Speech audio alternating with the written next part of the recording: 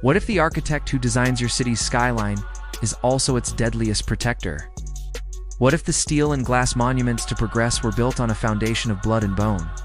Welcome to Cape Town, 2025. This isn't just a city of beauty.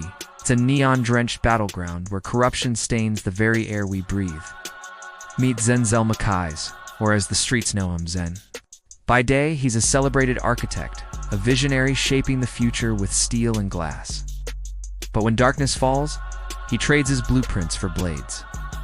Picture this, a man in a tailored gold and black suit, gliding through the shadows in black Air Force Ones. His afro is his crown, a bold statement of his heritage.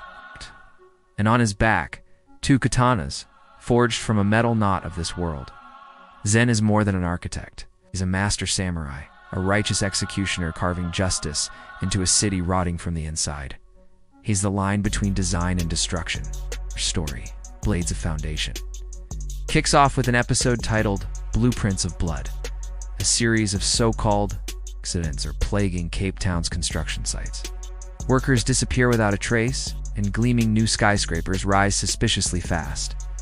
Funded by money that smells of death, the city's ambition is literally being built on graves. Zen's world is shattered when his proudest creation, the skyline, Eden Tower, a beacon of hope, collapses in a single night. 30 innocent workers are lost in the rubble. This isn't just a tragedy, it's a declaration of war. Driven by grief and a thirst for answers, Zen returns to the wreckage. Under the cold moonlight, he discovers something chilling etched into the twisted steel beams. Strange, unnatural sigils. These aren't random marks, they're the signature of the Brick Syndicate. The Brick Syndicate isn't your average criminal organization. They are a construction empire built on a horrifying secret. They use human sacrifices to spiritually strengthen their foundations, believing the ritual imbues their buildings with an unholy resilience. They build monuments to greed on the souls of the innocent.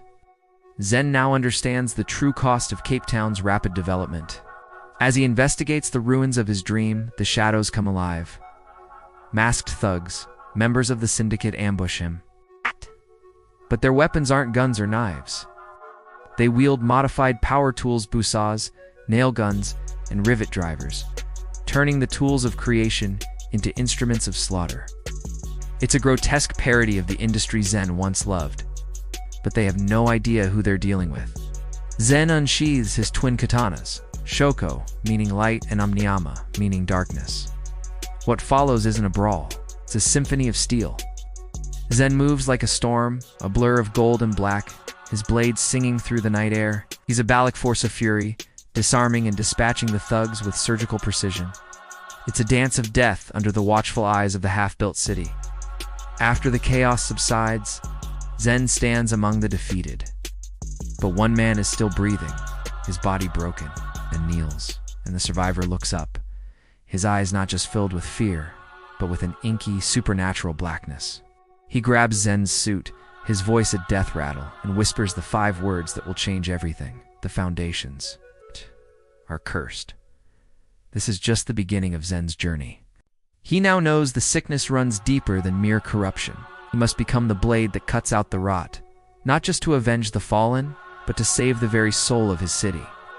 Blades of Foundation is where architecture meets assassination, where urban noir clashes with ancient honor. If you're as hyped for this as I am and want to see more stories like this brought to life, make sure to hit that like button, subscribe to the channel, and ring the bell so you don't miss what's coming next. Thanks for watching, and I'll see you in the shadows.